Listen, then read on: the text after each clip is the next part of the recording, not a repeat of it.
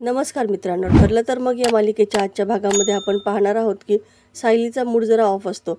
अर्जुन विचार करतो की माझा मूड खराब असला की मिसेस सायली लगेच माझा मूड ठीक करतात. आता मला त्यांच्या मूडची जबाबदारी घ्यावी लागेल. आता त्याच्या डोक्यामध्ये एक आयडिया येते. तो म्हणतो, मिसेस सायली, तुम्ही इथे देवघरामध्ये पूजा का करताय? हे वेगळं देवघर आपल्याकडे कशासाठी? मम्माने स्वतः तुम्हाला सगळ्या घराची जबाबदारी दिली आहे ना, मग तुम्ही खाली जाऊन सुद्धा आपल्या देवाऱ्यामध्ये पूजा करू शकता. तेव्हा सायलीला खूप आनंद होतो. मी आत्ताच जाते आणि देवघरामध्ये पूजा करून येते, असं म्हणते. सायली लगेच गणपती बाप्पाची मूर्ती घेऊन खाली जाते. अर्जुन विचार करतो, मिसेस सायलीला किती छोट्या छोट्या गोष्टींमध्ये आनंद मिळतो ना. तितक्यात चैतन्य कॉल करून सांगतो की आश्रमामध्ये जायची परवानगी मिळाली, अगदी उद्याचीच डेट मिळाली आहे. अर्जुनला खूप आनंद होतो. मला मिसेस सायली आणि त्यांच्या श्रद्धेवरती पूर्ण विश्वास आहे. बघच तू, उद्या आपल्याला आश्रमामध्ये नक्की काहीतरी क्लू मिळेल. आता इकडे साक्षी नुसतीच बसलेली असते. महिपत तिच्याशी खूप बोलतो, पण ती कुठल्याच गोष्टीला रिस्पॉन्स देत नाही. महिपत रागातच म्हणतो, अगं बोल ना घडाघडा, बोल ना. त्या अर्जुन सुभेदाराचे तुकडे तुकडे करा आणि आपल्याच एखाद्या प्लॉटमध्ये गाडून टाका.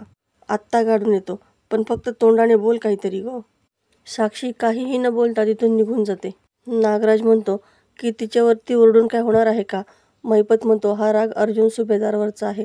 त्याला असं ताणून मारणार आहे ना की त्याच्या डोळ्यासमोर तारे चमकतील, बघच तू आता. नागराज त्याला समजवतो की मला माहिती आहे तुझा अर्जुन सुभेदारावरती खूप राग आहे, पण आत्ता काही करू नकोस की त्या दामिनीला निस्तरणं कठीण जाईल.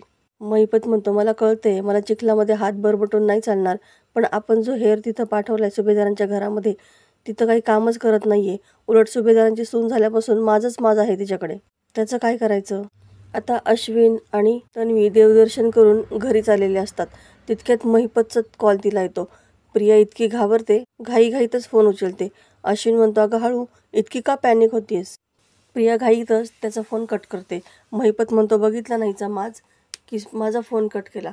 नागराज म्हणतो, अहो सुभेदार असतील आसपास, त्यामुळे नसन फोन केला. महिपत रागातच म्हणतो की तिला सांगायचं की पाताळात असली ना तरीसुद्धा माझा फोन उचलायचा. तिला तिची अवकात दाखवून द्या नागराज शेठ. महिपत पुन्हा तिला कॉल करतो. आता तन्वी म्हणते की माझा जरा महत्त्वाचा फोन आहे, म्हणून ती रिसीव करते. पण महिपतनी फोन उचलल्या गाणं सुरू करतो, आली या गावात अजब वरात. त्यावेळेस प्रिया चांगली घामाघूम होते आणि तिला महिपतने गोळ्या झाडलेला प्रसंग आठवतो. अश्विन विचारतो की काय झालं, तू इतकी टेन्स का आहे? तेव्हा प्रियाकडे काहीच उत्तर नसतं. ती लगेचच नाटक करते की अश्विन, आवाज येत नाहीये, थोडी गाडी साईडला करतोस का? प्रिया गाडी बाहेर येऊन बोलते की तुम्ही मला वारंवार फोन का करताय?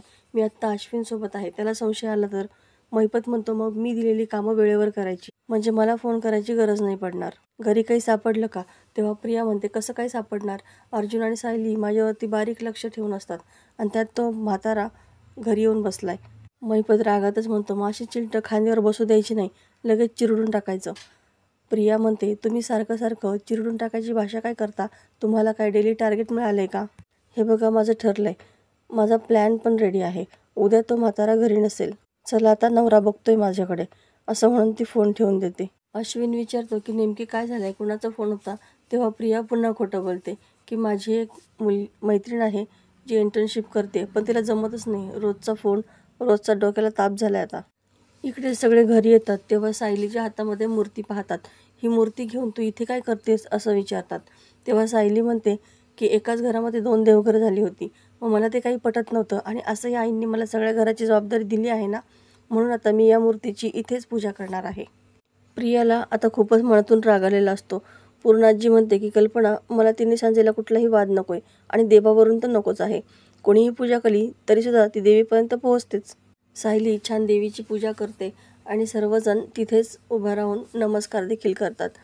तेव्हा सायली मनातच म्हणते की देवी आई, मला सगळ्यांसोबत मंदिरात नाही जाता आलं, पण आज देवीसमोर दिवा लावताना सगळे माझ्या पाठीशी उभे आहेत. ही सगळी तुझीच कृपा आहे. सायली सर्वांना प्रसाद देते. आता तन्वी मनातच म्हणते की हिला खूपच माज चढलाय. जेव्हा हिच्या बापाला घराबाहेर काढे ना मी, तेव्हा तिचा हा माज उतरेल. पण कुठे गेलाय कुठे तो म्हातारा? आता पूर्णाजीला अचानकपणे ठसका लागतो. सगळेजण घरातले खूप घाबरतात. सायली घाईघाईतच तिला पाणी देते आणि खोकल्याचं औषध आणते. तेव्हा प्रिया म्हणते की पूर्णाजी, काही नाही झालेलं, डोळे बंद कर आणि जरा शांत पड, म्हणजे आपोआप खोकला थांबेल. सायली पूर्णाजीला औषध देते. तेव्हा प्रताप म्हणतो, सायली तू मागच्या वेळेस जसा पूर्णाजीसाठी काढा केला होतास ना तसं करतेस का प्लीज. सायलीला आनंद होतो आणि ती म्हणते की हो करते ना. सायली घाईघाईने काढा बनवते. पूर्णाजी जेव्हा तो काढा घेतात तेव्हा त्यांना थोडंसं बरं वाटू लागतं. प्रताप म्हणतो, मला वाटलंच होतं की या काढ्याने तुला बरं वाटणार, कारण आम्ही किती औषध दिले ना तरीसुद्धा कधीतरी आजीबाईचा बटवाच कामाला येतो. आता प्रिया मात्र तशीच उभी असते. ती नुसता विचार करते की म्हाताऱ्याच्या खोकल्याने तरी मधुभाऊ यायला हवे होते, कुठे राहिले हे. कल्पना म्हणते की तन्वी पूर्णाईंना त्यांच्या खोलीमध्ये घेऊन जाते का. तेव्हा तन्वी म्हणते की हो, एक मेसेज पाठवला ना की लगेच घेऊन जाते. तेव्हा सगळ्यांना तिच्या वागण्याचं जरा आश्चर्य वाटतं. कल्पना म्हणते ठीक आहे राहू दे, मीच घेऊन जाते. प्रताप सायलीचे आभार मानतो. सायली अगदी आनंदाने हुरळून गेलेली असते. सर्वजण तिच्याशी छान बोललेले असतात. एवढीसा काढा काय केला तर त्याच्यामध्ये थँक्स म्हणण्यासारखं काय आहे. अरे बापरे, पण सगळे हे विरघळणार तर नाही ना. हे विरघळणार नाही याची काळजी घ्यायला हवी. सायली अर्जुनकडे येते आणि त्याला गोल गोल फिरू लागते. मी आज खूप खुश आहे. आत्ता मी जेव्हा दिवा लावायला गेले होते तेव्हा पूर्णाजींनी मला थांबवलं नाही. उलट माझ्याकडून सर्वांनी प्रसादसुद्धा घेतला.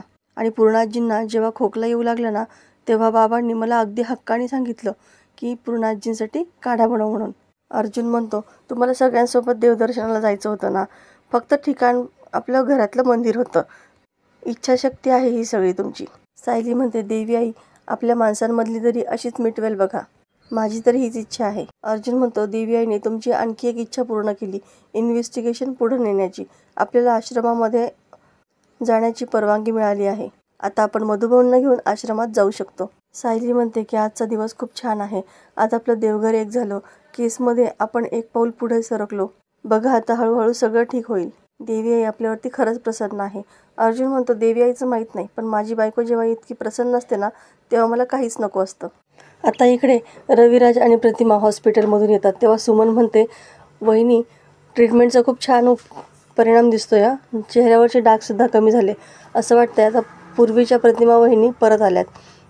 रविराज म्हणतो, पण मला नाही तसं वाटत, कारण चेहऱ्यावरती डाग असो किंवा नसो, माझ्यासाठी तर ती तीच प्रतिमा आहे जिच्याशी मी लग्न केलं होतं. मी तिच्या सौंदर्यावर नाही तर तिच्या मनावर प्रेम केलं होतं. आणि तिचं मन अतिशय हळवं आहे, प्रेमळ आहे. ती नेहमी सर्वांना जीव लावते. पण तिची वाचा परत आल्यानंतर जेव्हा ती म्हणाली मला माझी ओळख पटत नाही आहे, तेव्हा म्हटलं की चेहऱ्यावरचे डाग कमी झाल्यानंतर कदाचित तिला तिची ओळख पटेल. तेव्हा प्रतिमा रविराजच्या बोलण्याकडे पाहतच राहते. ती खूपच इमोशनल होते. सुमन म्हणते की असाच मानसोपचाराचा सुद्धा परिणाम होऊ देत. रविराज म्हणतो, हो होईल ना नक्कीच. आणि तो तिथून निघून जातो, कारण तो सुद्धा खूप भावूक झालेला असतो. सुमन प्रतिमाला म्हणते की प्रेम करावं तर रविराज भाऊजींसारखं. गेल्या 20 वर्षामध्ये त्यांनी फक्त तुमच्या आठवणीमध्ये काढले आहेत आणि 20 वर्षामध्ये एकाही स्त्रीकडे वळूनसुद्धा पाहिलं नाही. आत्ताही ते तुम्हाला फुलासारखे जपतात, तुमचं मन राखतात. प्रतिमा म्हणते की आत्ताही मी किती भाग्यवान आहे ना हे कळते मला सुमन, कारण खऱ्या अर्थाने सुंदर मन तर रविराजांकडेच आहे. आता इकडे सगळे जेवण करून छान हसत खेळत आपापल्या रूममध्ये निघून जातात. सायली आणि अर्जुन किचनमध्येच असतात. प्रिया विचार करते की हे दोघंजणं आता केसबद्दल बोलतील का, आणि मग ती अश्विनला सांगते की तू पुढे हो, आणि ती चोरून त्या दोघांचेही बोलणं ऐकते. तेव्हा अर्जुन सांगतो की आपल्याला उद्या जायचं आहे ना, मधुभाऊंच्या खोलीमध्ये जाऊया आपण, म्हणजे त्यांचीही मनाची तयारी झाली पाहिजे. आता प्रिया म्हणते, मनाची तयारी, पण ती कशासाठी. अर्जुन आणि सायली दोघेही आउट हाऊसकडे जाण्यासाठी निघतात. तर मित्रांनो, येणाऱ्या भागामध्ये आपल्याला पाहायला मिळणार आहे की सर्वजण जेव्हा जमलेले असतात तेव्हा प्रिया ओरडतच येते की खूप मोठा गोंधळ झाला आहे. मला तुम्ही लग्नामध्ये जो हार दिला होता ना तो हारच सापडत नाही आहे. मला काही नको आहे, मला फक्त माझा हार हवा आहे. त्यासाठी सगळ्यांच्या खोल्या तपासाव्या लागल्या ना तरीसुद्धा चालतील.